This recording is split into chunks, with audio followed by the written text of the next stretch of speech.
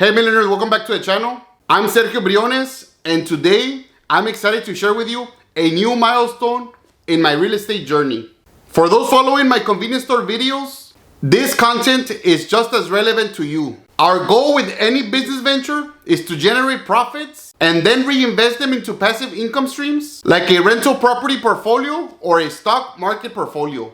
Whether you're here for real estate tips or insights into running a successful convenience store, there's definitely something valuable for everyone. Let's dive into my 23rd rental property purchase and explore how you can diversify your portfolio and invest your business profits wisely. Before we continue, millionaires, I have something exciting to share with you. If you're serious about mastering the convenience store business or expanding into financial services, I am currently developing two powerful online courses. First, Convenience Store Blueprint. From startup to success gives you all the tools to thrive in the convenience store industry. Next, Beyond Retail. Adding financial services to your convenience store shows you how to boost profitability by integrating financial services that can easily double or triple your convenience store net earnings. I'm pre-selling these courses at a special discount. By joining early, you'll secure your spot and gain exclusive access as soon as they are released. Click the link in the description to learn more and take advantage of this limited time offer. Now let's get back to the video. This property is undergoing a full gut renovation, transforming it from a lower class remodel into a charming 2-bedroom, 1-bath rental unit. While it has potential for Airbnb if furnished, our focus in this video is on attracting a reliable long-term tenant, preferably through government-subsidized Section 8.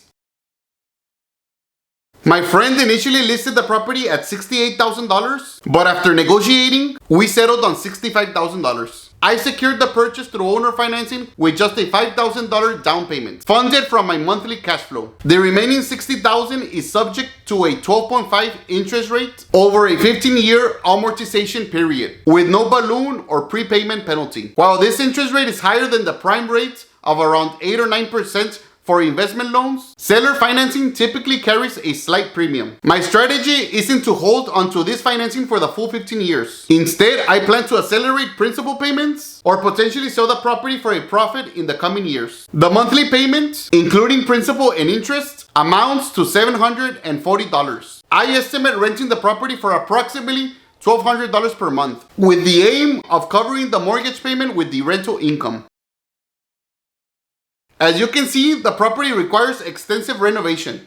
Our plan involves a complete gutting of the interior and a redesign of the layout. We aim to create two spacious 12 by 10 bedrooms and a functional 5 by 8 bathroom. Additionally, there will be an open concept 13 by 12 living room, an 8 by 8 kitchen, and an 8 by 8 dining area. To keep costs down, we're implementing creative solutions such as purchasing used kitchen cabinets from Facebook Marketplace and reusing leftover materials from previous projects. The renovation includes installing new tile flooring throughout, recessed lighting, and a floor-to-ceiling tile shower. Additionally, we're enhancing comfort by installing a new 3-ton AC unit and ductwork for optimal tenant comfort. We'll enhance energy efficiency by replacing the old windows with new double pane units and fully insulating the house. Externally, we're transforming the facade with a fresh coat of paint on the wood planks, complemented by an upgraded, elegant entrance door. Landscaping efforts involve cleaning up the yard and pruning trees to provide shade and enhance curb appeal. It's an ambitious project, but we believe the potential return on investment justifies the effort and expense.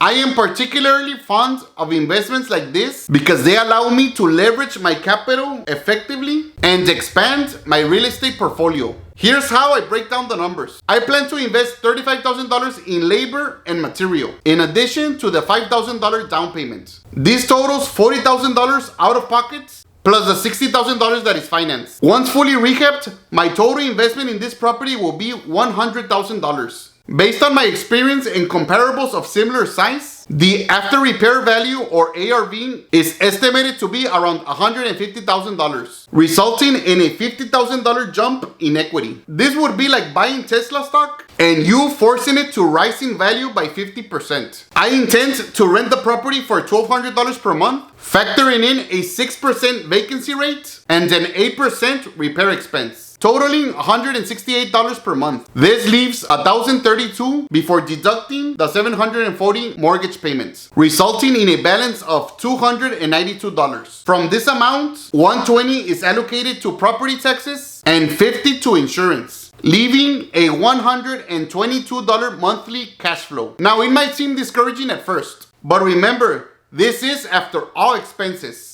Additionally, you're saving $2,016 annually for vacancies and repairs, plus $2,040 for property taxes and insurance. While the cash-on-cash return may appear low, I calculate my return differently. Multiplying the annual cash flow by 12 yields an annual return of $1,464. Furthermore, consider that the tenant is paying down the mortgage. Factoring in the amortization schedule, first year principal paydown amounts to $1,456, a form of invisible savings that grows over time. Historically, homes have appreciated between 2 and 5% annually nationwide. Assuming a conservative 2% appreciation, our fully rehabbed property could be valued at $150,000. This appreciation would add $3,000 to our annual returns. Adding up the profits, $1,464 in cash flow, $1,456 in principal paydown, and $3,000 in appreciation, yields a first year return of $5,920. This calculation doesn't even include the $50,000 in sweat equity we've built,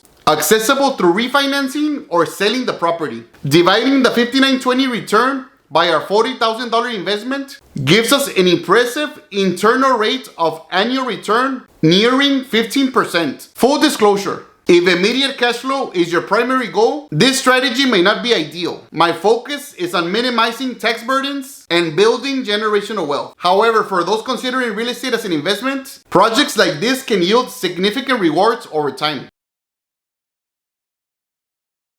If you're working a 9-to-5 or running your own business, consider leveraging your profits to invest in real estate. If saving for investments has been a challenge, I invite you to watch my video titled My Payday Routine as a Business Owner, or my video titled Cash Envelope Budgeting, filmed back in 2019. I can safely say that these old school methods do work after a decade of implementing these strategies. It offers strategies on how to allocate your earnings effectively for saving and investing purposes. Investing in rental properties can be a transformative path toward achieving financial freedom. Thank you for staying to the end of the video. I appreciate you joining me on this walkthrough. Don't forget to like and subscribe. Blessings to all my millionaires.